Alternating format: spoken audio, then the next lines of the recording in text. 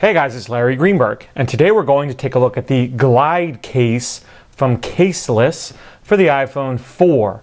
Now, this is a Kickstarter project that I stumbled across recently and was really intrigued by.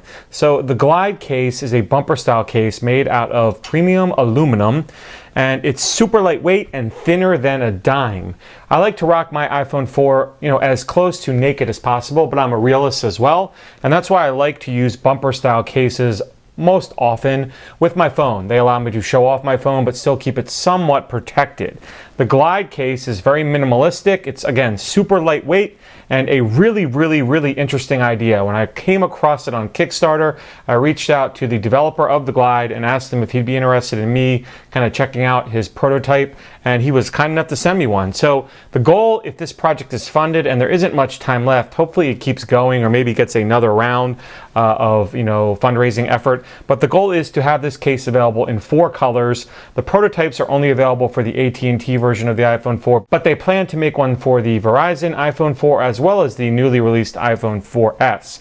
So basically the goal here is to show you the product. I want you to see what it's all about. I want you to see how neat I think it is. I don't have any of the other colors other than the black one, but hopefully you find it as interesting and as kind of cool as I did, and you head over to Kickstarter and maybe fund the project. Right now they've got a bunch of different levels from as little as $1 and up. $50 basically gets you a pre-release of the Glide should it get funded. So let me show you what this thing is about. Before I get actually into it, I want to kind of just reiterate that this is a prototype. The packaging and the case itself, it's kind of a rough case, so I think it will look a little bit better once it's finally in production. Same goes with the packaging. Again, this is all prototype stuff we're dealing with here.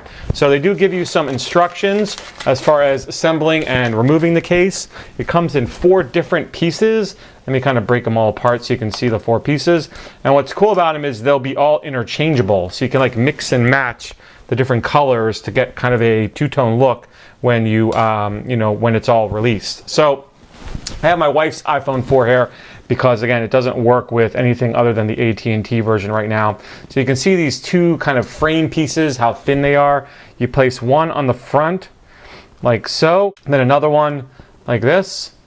And once you get those in place, you proceed by taking the side pieces and kind of clicking them in, and they kind of lock together with the frame.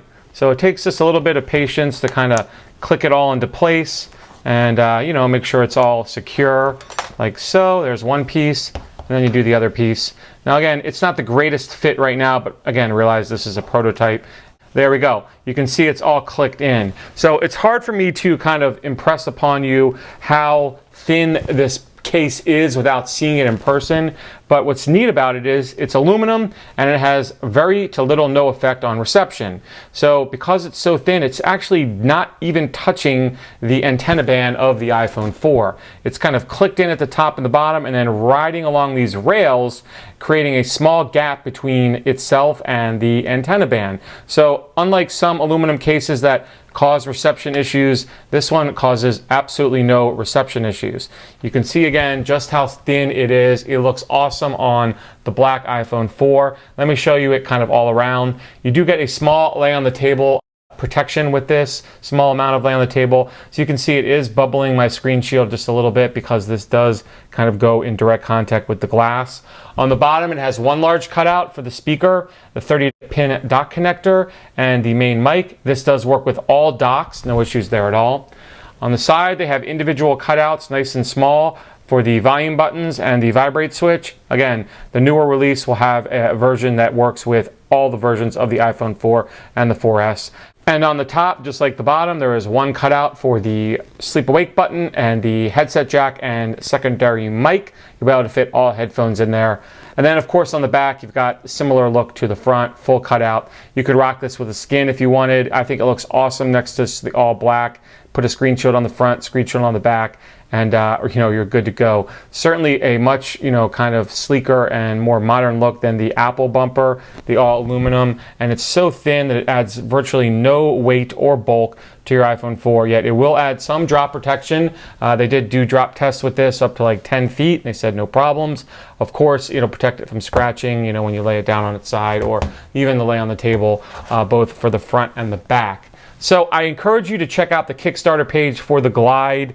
I will put obviously a link to it in the video description. Again, right now it doesn't have a lot of time left to get the project funded, but hopefully the future holds other things for it. Maybe it'll get kind of, like I said, resubmitted or funded anyway, or what, I don't know. But I think it's a really cool idea, and I hope it comes to fruition. So that is it for the Glide from Caseless. Check it out via the video description if you have any questions about it. You can always drop me a line. Otherwise, you have a great day. Be sure to check out my 2 latest videos on the iPhone 4. Please give this video a thumbs up, leave me a comment, and of course, subscribe for more content.